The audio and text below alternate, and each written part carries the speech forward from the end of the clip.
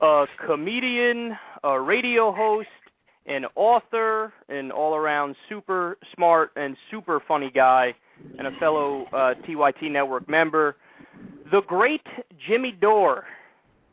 Jimmy, what's going on, man? I like that. That's a really, you know what, that's the best introduction, and just because it's accurate, I really am great. Yeah, you really are fantastic. And also, I probably shouldn't say this, but I was masturbating as I was giving that introduction. Is that a little weird, or how's that? You know, I don't know, to this day and age, everything seems to be okay, Kyle. It's really fun to be on your show. I really appreciate you having me on. I just want to let people know a little bit about, I wrote this new book. It's called Your Country Is Just Not That Into You, and it's sweeping the nation. It's hilarious. And what I like to tell people is that I come from a big family. There's 12 kids in my family. That's true. And you learn a lot about life growing up in a big family. I think the biggest thing I learned, Kyle, is that I'm easily replaced, right? Like I knew if I died, it was not going to put a big dent in their plan. I can't imagine my mom sitting around, oh, no, Jimmy's dead. What am I going to do now with just the 11 of you? So I'm pretty good at picking up when people are not really that into me, and that's why I wrote the book. You know, I don't know about you, Kyle, but I got kind of sick and tired of turning on the nightly news and watching millionaire Wall Street bankers tell me the problem with the economy was Social Security and teachers. I don't know about you, but that got me a little pissed off. So what I did was I wrote a book about it, and it talks about all that stuff. It talks about how we get screwed. But you know what the most important thing is? It talks about how people, they're not aware that their life is political. You know, there was this guy, Andy Cohen, who hosts that show on Bravo, and I feature him in the book on a page or two because he was making the rounds about a year or two ago advocating for gay marriage. And he would come on each news show, and he would say, you know, I'm not political. And I'm like, wait a minute.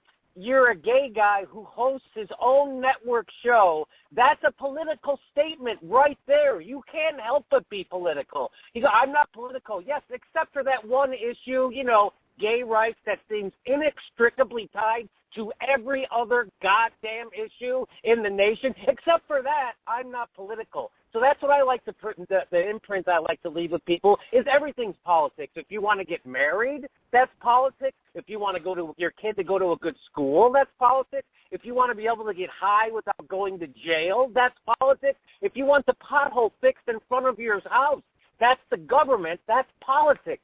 So whether you know it or not, it's politics. And this came out of a conversation. I was in St. Louis telling jokes at the Funny Bone in St. Louis in 2008. It was right before the Barack Obama-John McCain election. And an old college friend of mine named Greg came to the show, and we were talking, and he was a mortgage broker. He just lost his job. His house was underwater, and he didn't have any health insurance for his kids. And I said, wow, who are you voting for? And he goes, oh, I don't pay attention to politics. Oh. And I was like, do you pay attention to your life? Oh, that's horrendous. That's where this book came from. So, look, dude, I have roughly 9,412 questions for you, and I bet we can talk all day long about this stuff. I know we're on a little bit of a time restriction here, but you know what I love about you, man? You're one of those people. I like to think I have this quality too, but in all seriousness, I think you have this quality on steroids. I think you have a fucking fantastic bullshit detector meter inside of you where if somebody says something that's, you know, even slightly off key and they don't know what the fuck they're talking about, you pounce like a fucking jaguar in the jungle. And that's something, and you know what I always tell people? It's like it's obviously something that's good for your career as a comedian and a political talk guy and everything. But it also, I see this with myself. You could tell me what you think. But when I'm like fucking, like I'll be online at a Dunkin' Donuts or something, and you can't turn that thing off, that bullshit meter detection off. So you'll see somebody walk in like dressed like 5% hipsterish, and you're like, look at this fucking asshole. Go change, dick. Why are you dressed like that? Kyle, it's so funny you brought this up because we were just up in San Francisco with the Young Turks doing their No Apologies tour, and I was at, I swear to God, I was at a Starbucks, and I'm waiting for my Americano, which is my drink, And there was a guy standing there, and he had dreadlocks, and he had piercings in both cheeks, and his earlobe had gauges, and he just had fresh piercings in his tongue, and he was wearing all black, and he had black fingernails and black eyes. It was unbelievable, right? And he's standing at a Starbucks waiting for his cappuccino. If that is hilarious. That's like a gorilla riding a tricycle. That is one of the funniest goddamn things. Yeah, So, it's the whole idea. It's that whole idea of like, no, bro, I'm so counterculture, nobody understands me. Anyway, can I please have my Frappuccino? I really appreciate that. Anyways, can I get that teacup, no whip? So yes, look, man, let me ask you some questions, dude. I got so much I want to ask you, and I want to squeeze in a few of the things here. Can I first just of all, say, Kyle, let me just say, you brought up the bullshit detector thing. And that's the problem, I think. I in the book, I really take aim at the mainstream media, right? Because they're really supposed to be the watchdogs, and they're not the watchdogs anymore because they used to be the people who kept the check the corporations, and they would investigate Congress and politicians and defense contractors. And then the corporations, what I call the criminals, got smart, and they go, hey, why don't we just buy the investigator? Why don't we buy the media? And that's exactly what they did. So now you turn to NBC, which owns the liberal network, which is MSNBC, and then let's say you want a war. Well, MSNBC is owned by General Electric, which is a defense contractor. And do you really think they're going to give you the straight dope about a war or anything that's happened militarily? People go, oh, MSNBC's left, Fox News is right. No, MSNBC is allowed to give you as much left-wing talk as a defense contractor and billionaire Wall Street bankers can tolerate. Because as soon as they're the pro-democratic network. They're not the liberal network. They're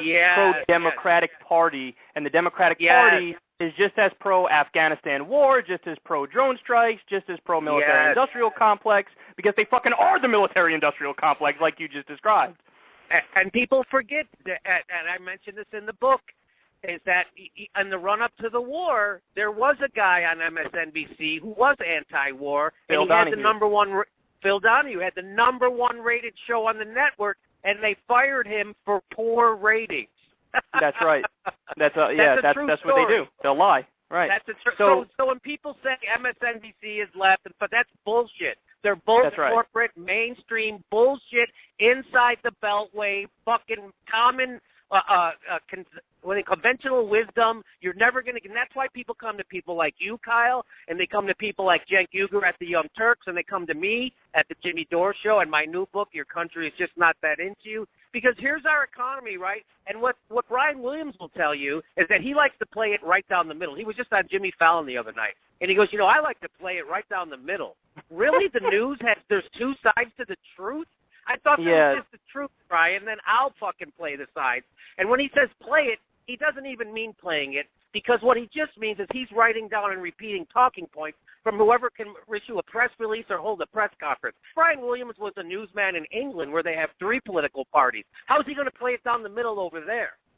The percentages get weird, man. 33.3% this party, 33.3% that party.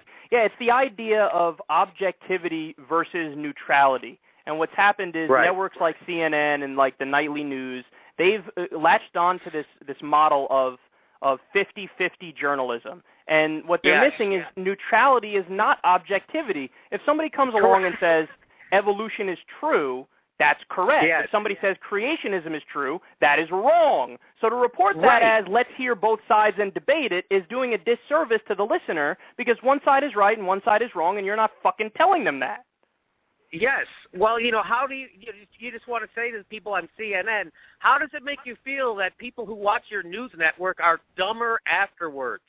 Your only job is to inform them, and they know less about, they're more confused than ever, exactly what you said. They'll bring on a climate scientist who tells you the truth about global warming, the fact-based, science-based, and then they have on a wackadoo who has no science behind them, and they pretend it's a 50-50 debate.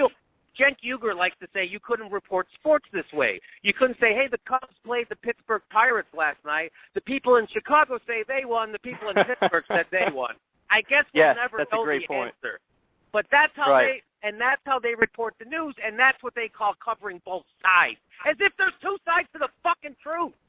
Right. The truth is, the facts are stubborn things is a good way of putting it. The truth is very black and white in many respects. So, look, man, when it came to writing your book, here's a question I have because, and again, your book is called Your Country's Just Not That Into You by Jimmy Dore.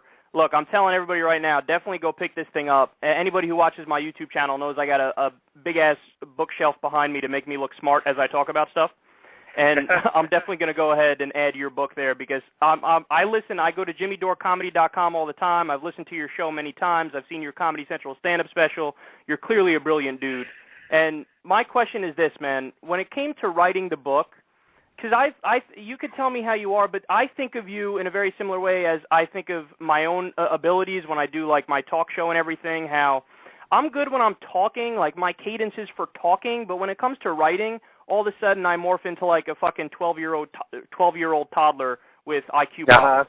Like, how were you able to translate from your like writing, your talking voice, which you probably hear in your head, and the cadence you have when you do stand-up, versus writing? Does that translate over well? How did that work out? Well, it's really hard for me to sit down and just write. So the way I write is I pretend I'm writing an email to a friend about a subject I'm thinking about. And so, that's you know, smart.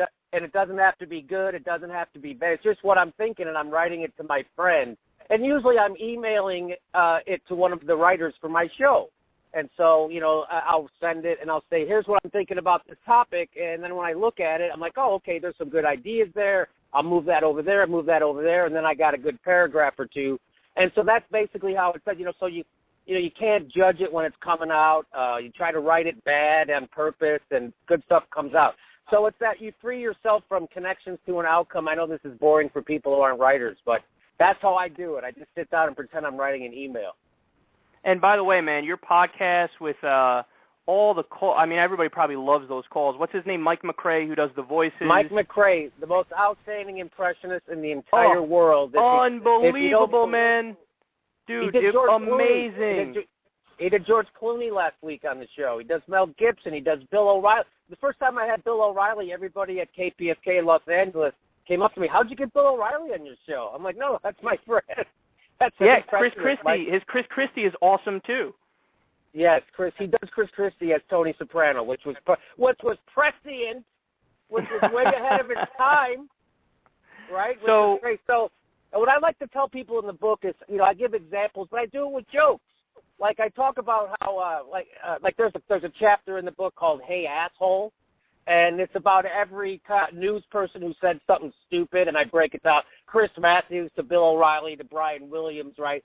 But like what I like to say, like, see with our economy, right? So they pretend we have a choice in politicians, right? This is going back to what you said about MSNBC. They're not liberal or progressive. They're pro-Democrat, which means they're pro-establishment. Right, exactly. So that's not what a liberal is. Right. That's right. That's not what a progressive is. We're not pro-establishment. So anyway, so like let's look at the economy, for instance, all right? They say the economy, corporations are making record profits, yet the income disparity is greater than it's ever been in the history of our country, which means the recovery isn't affecting working people, right? Why aren't we a part of the economy that's doing well? If corporations are making record profits, well, it turns out corporations aren't investing in our economy anymore because they say they don't have confidence in our economy, even though they're making record profits, and they're sitting on $5 trillion. And you know what I say, Kyle? If $5 trillion doesn't give you confidence, I'd try fucking dance lessons.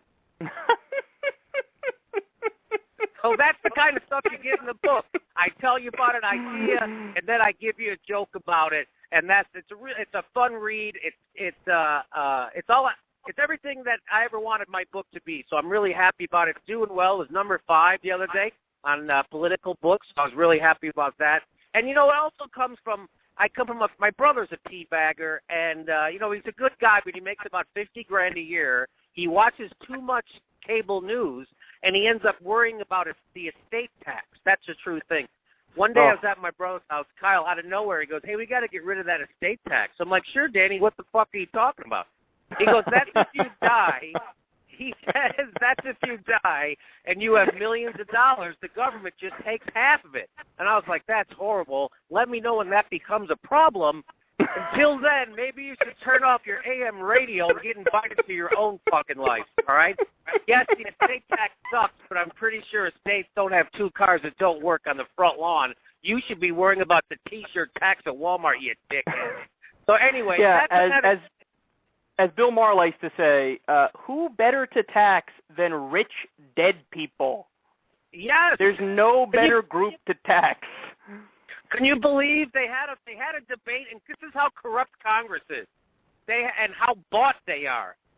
They had a debate on who should pay the taxes, living working people or dead billionaires, and the dead guys won.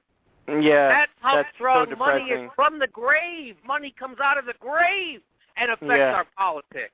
Yeah, that's so true. All right, dude, I'm going to let you go in a second here, but first let me just say this real quick. When it comes to, and I'm sure a lot of my listeners feel the same way, when it comes to all the hosts over there at, TYT and the TYT Network, which I'm proudly a part of, I think you are probably the one that is most closely linked, I think, with myself. We're probably closer on political issues than I am with anybody else in the network.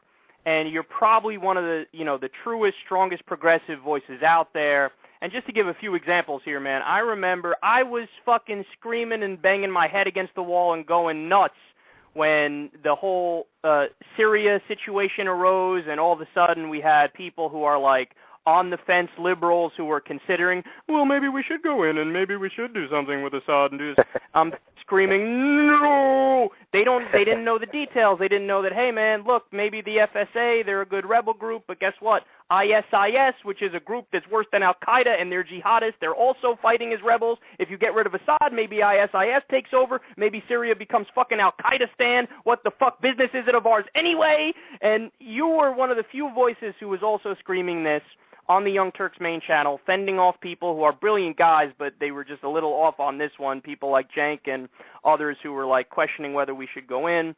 I love when you did that. I love when you ripped the Sunday morning talk shows on your program. Nobody does that better than you. And also, this is the final thing I'll say before I stop filleting you, on the Israel-Palestine situation. On this past Friday, you were on the panel, and look, man, I know for sure that Ruben's a good guy, man. I know it for sure. I've talked to him, via Twitter, and he just seems like a cool guy. But on this issue, his meter's definitely off. And you went in there and you fucking cleaned house, dude. You said, look, here's the thing, man. Are we really debating whether or not bombing a fucking school and a hospital is okay? Is that really a discussion that we're having? As if there's two sides to that debate. Like, yes, I'm pro-bombing schools.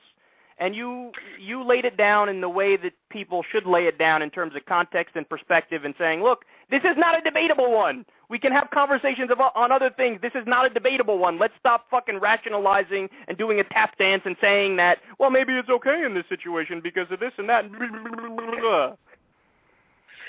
So you know what, you're right about all that stuff, but for me it's just very easy to be a progressive. It's just very easy for me to always question power and authority. And that's what's happening in Israel, right? As a progressive, my instinct is to know that there's a very lopsided thing happening over there, that there's a power over there and there's people with no power over there. So it's very clear to see what's happening. It's very easy to see what the solution is and who is right now, quote unquote, the bad. They might both be bad guys, but one person has the power and one person doesn't, okay? So that's the difference. And, it's funny how it's like, they're for bombing schools, but I guess we could all agree that it's not good if it looks bad. It looks bad, so maybe we shouldn't do this. To me, it's very easy. When they wanted to bomb Syria, I knew instinctively that's bullshit. That's fucking bull. What, you're going to go fix this problem? First of all, the problem with Syria is because of a drought. There's no goddamn water in Syria, and so that caused a fucking uprising because their economy is shit. The government overreacted, and then we'll go fix it with a few bombs. That's what we'll do. Hey, that's our response. And we got a problem. Maybe we should drop. That's why I say if there's really a crisis on the southern border of America, how come we haven't bombed it yet? We'll get to that soon, man. Yeah, I like that. Also, Crimea and Ukraine. You remember that? remember the Say it Crimea again? and Ukraine thing? In Crimea and Ukraine, a place people didn't fucking know where it was on a map their entire lives, and then now all of a sudden everybody wants to defend the territorial sovereignty of Crimea. Yeah. Why don't they have this discussion in Greenland, by the way? I love that too. Like, okay, the U.S. always takes it upon itself, like, well, maybe we should go and do this thing in this place. Well, really, why are they not having that conversation in Greenland or Australia or Sweden? Maybe because they're fucking smart enough to know it's none of their fucking business, but every time we think it is our business? Maybe they don't have a, $100 trillion war machine in their country that bought their politicians a long time ago. Hey, you know what? People still don't really know that during the run-up to the Iraq War and during the Iraq War, Brian Williams and all the other guys on every news show brought on people that were being paid by defense contractors, and they were supposed to be the impartial experts on what's happening in Iraq. Right, and they didn't disclose it. And when he got caught, that's a criminal offense as a journalist. That's as bad as you can get, right? And, and when it came out, Brian Williams never even addressed it. And what I say is, the General Electric is a defense contractor. And my question to Brian Williams is, our number one newsman in America, how many checks do you have to take, contractor, during a war before you stop calling yourself a journalist? That's such a great point, man. That's such a great point. All right, Kyle, let's leave it at that, dude. Look, let's leave it at that. Today, right now. Tell everybody again what the title of your book is and where they can find it. It's called Your Country Is Just Not That Into You. It's available everywhere books are sold. It's an iBook. It's an ebook. It's at Amazon. It's everywhere. It's at your local bookstore. Go get it. Your Country Is Just Not That Into You. And if anybody's in Pasadena, on August 28th, I'll be signing copies of that at the Vroman's Bookstore in Pasadena, August 28th. If you go to JimmyDoreComedy.com, you'll see all my dates over there, and you can watch all my funny videos and listen to my podcast, which was chosen the funniest podcast in the history of the world last year by my mom. Actually, Jimmy, you're wrong. Your mom called me and said I have now taken over that position. But I want to thank you for joining me, man. It's been an awesome conversation. You're welcome back whenever you want, and I hope your book sells 18 zillion copies. Okay, thank you, Kyle. I'll talk to you later.